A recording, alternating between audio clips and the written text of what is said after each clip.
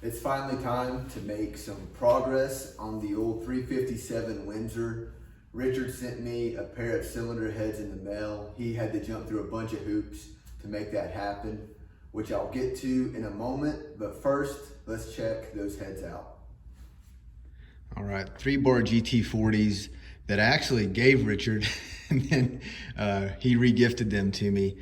The machine shop shaved them down. I don't know how much, but they've been shaved just for, you know, I don't care about the compression. I just wanted it to be nice and flat.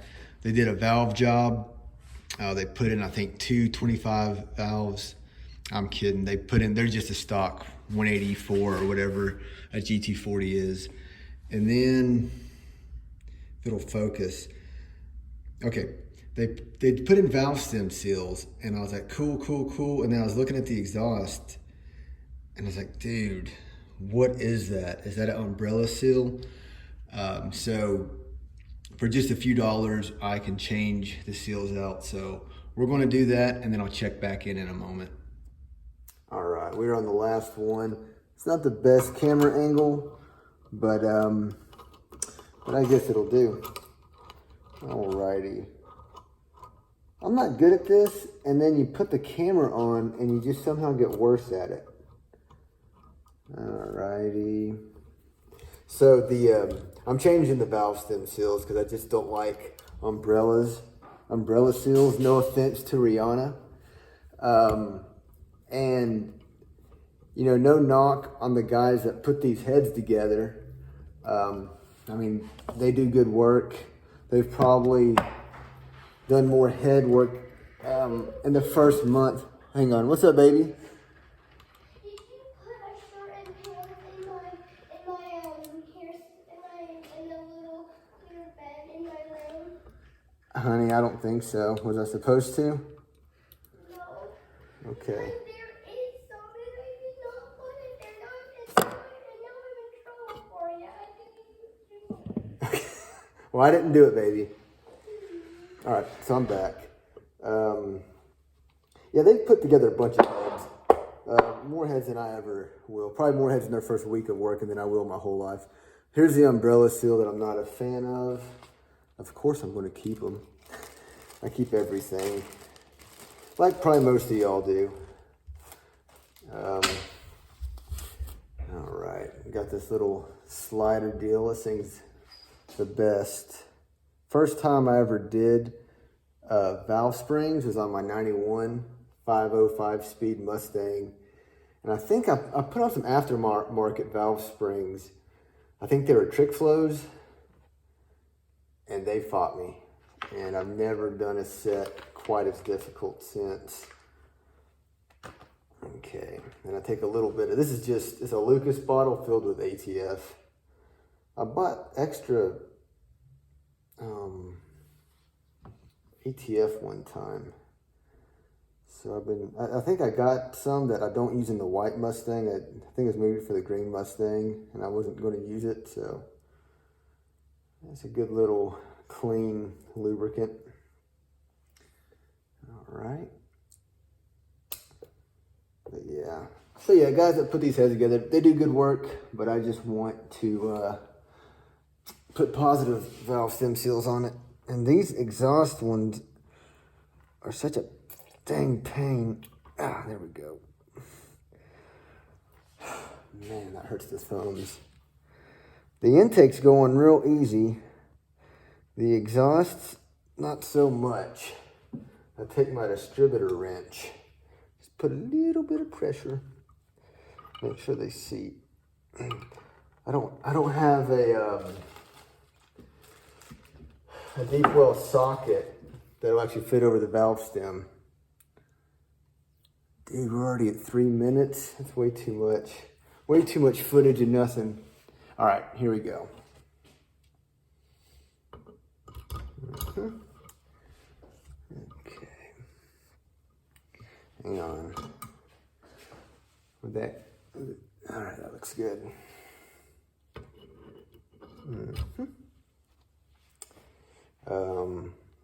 Oh man, the whole time I should have been talking about all the trouble Richard went through to get these to me.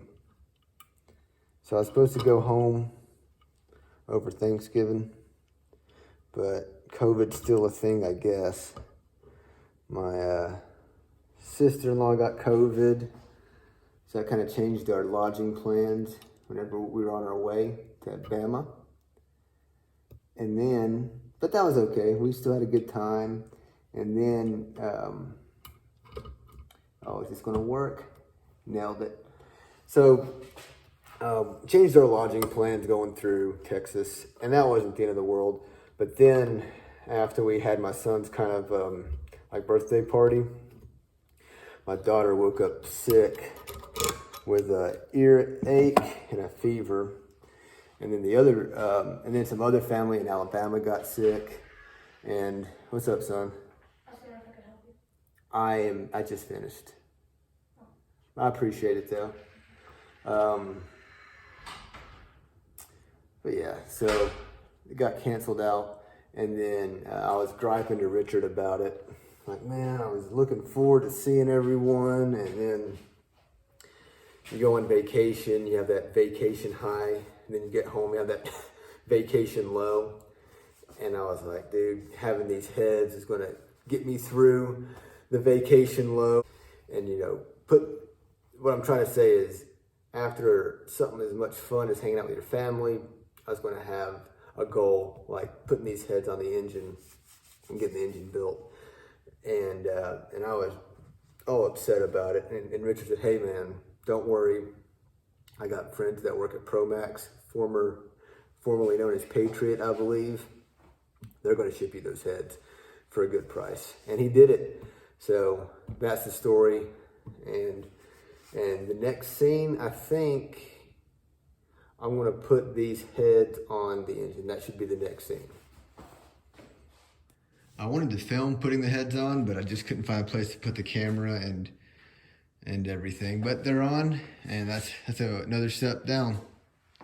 What's in the box? Dude, are you telling me you got a single plane Ford Racing intake? Air gap? Nah. This is that's the box for the oil pan. This is a deep fake. I think it's called Deep Motor, but it's a cheap eBay intake. And this intake is not gonna go on the 351. I just wanted to see how it looked. This will go on the white car eventually, but that looks pretty sweet.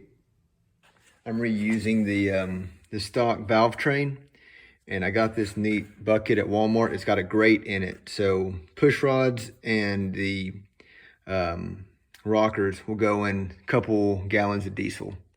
This is no gelatin salad. ATF and lifters. All right, come on in. So these push rods have been sitting in diesel for not even 10 hours. This is how built up it was.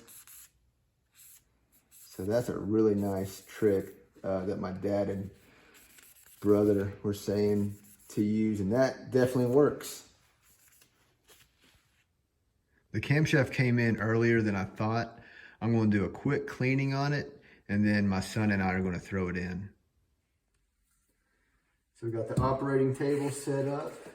We're going to use an STP high zinc. I use any old oil. I've used Lucas in the past. Alrighty.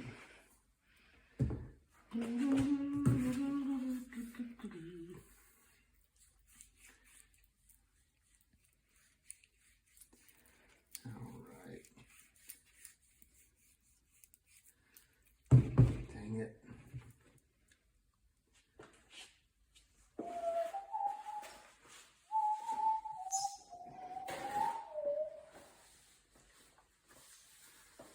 Sticky stuff. Okay. One more drizzling. Oop.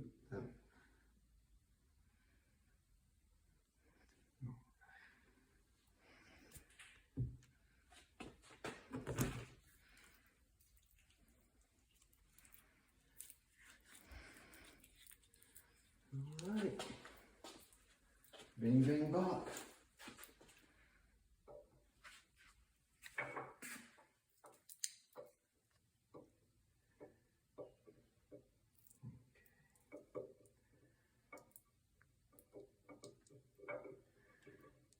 on, honey.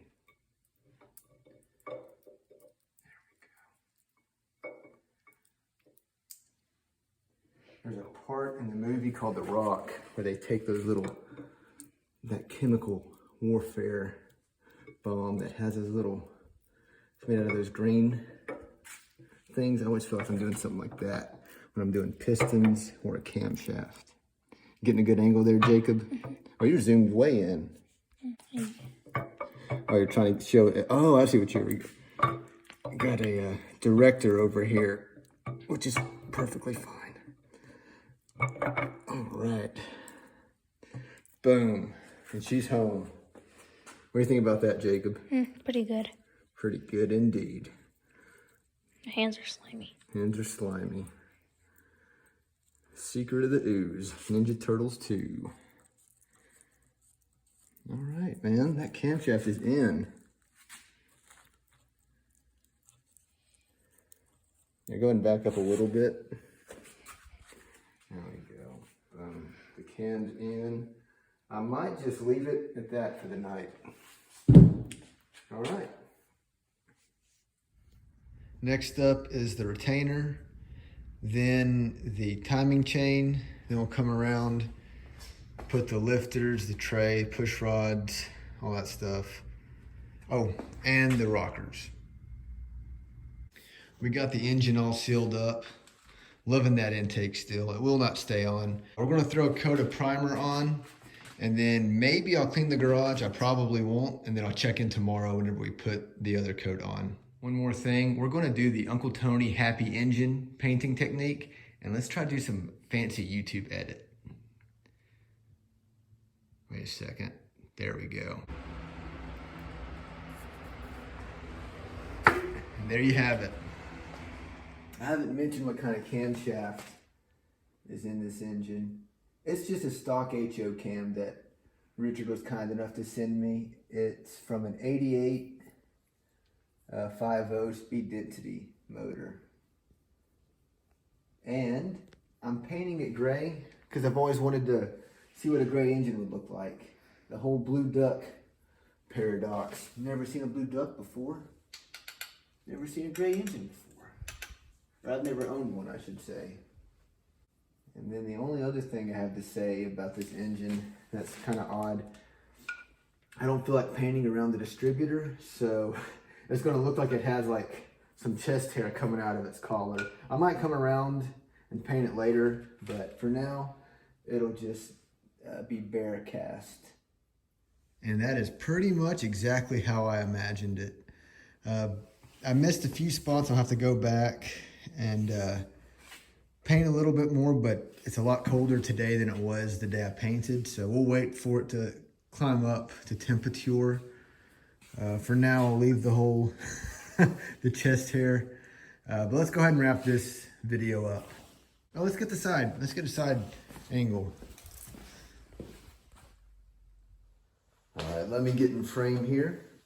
Oh. All right, I was able to put the second coat on a little bit ago, or a day or two ago, and I just saw David FXRS Driver's video, and the Super Trooper engine is this color. I thought it was, and that's what gave me the idea, but it'd been a couple years since I'd seen it, so that's kind of cool. All right, let me try to articulate my thought process and some ideas. First of all, one of my buddies a few years ago told me the hot rodder's dilemma. You have fast, cheap, and reliable, but you can only pick two. So here's the thought process. I want to build a cheap and reliable engine. That's why we have a stock cam with GT40 heads and and I feel like I bought good bottom end parts. The crank is stock, but it's been polished. Bought name brand hyper pistons, and I got good Hastings piston rings. But the operating RPM of this engine is going to be like up to 25, maybe 3,000 RPMs. But yeah, I mean, that's it. Again, this intake is not staying on. I'm going to put the Edelbrock Performer intake on. and we'll have the old, cheap, reliable engine. This will go into the white car. The white car's 357 will go on the engine stand. It'll get this intake. It's going to get, I'll check the valve springs on that one, and I might put some upgraded valve springs on it. And then I'm going to give the heads to Richard for some port work, or maybe put some aluminum heads on it if I can find them cheaply or trade or do something like that. The idea is this will be the daily driver, and I would like it to where I can swap engines like within a day and it not be the end of the world. Have enough spare parts to where I can put the race engine in and just go full send on it. And that's the plan with that. Or maybe, yeah, who knows? But that's what we're going for now. The current engine in the white car is just like a Swiss Army knife. It does everything but nothing well. It is reliable. It's it sounds good. It's terrible on fuel, and it's really not that fast. But that's okay. You live and you learn. So we're going to have 2 purpose-built engines that we can swap in and out as required. Another big thank you to Richard for shipping these heads. I was heartbroken when I couldn't make it home. And then I also had all the goals of putting this engine together. And so it's like a real double, triple whammy, not making it home. And this made it, instead of just bitter, it's bittersweet. So thank you to Richard. Thanks to family and friends and Fords everywhere. Whenever I was putting the 357 together, that's in the white car right now, I was living in Alaska putting that engine together. And I had the short block all done, and Brian and his wife wanted to come over for a visit. I was like, yeah, you're welcome. Wait, I have a pair of heads. They're in Alabama. Could you bring them up? And they're the Windsor Juniors. They're cast iron and they're heavy, so he lugged them through the airport. He hung out with us, and then we put the heads in, and he brought the E303 cam, and we put the cam in together. So it's always it's a hobby that can be expensive, and when you got a good network, it makes it doable for the average Joseph like myself. And I think I've jabbered enough. Thank y'all for watching, and we'll see you next time.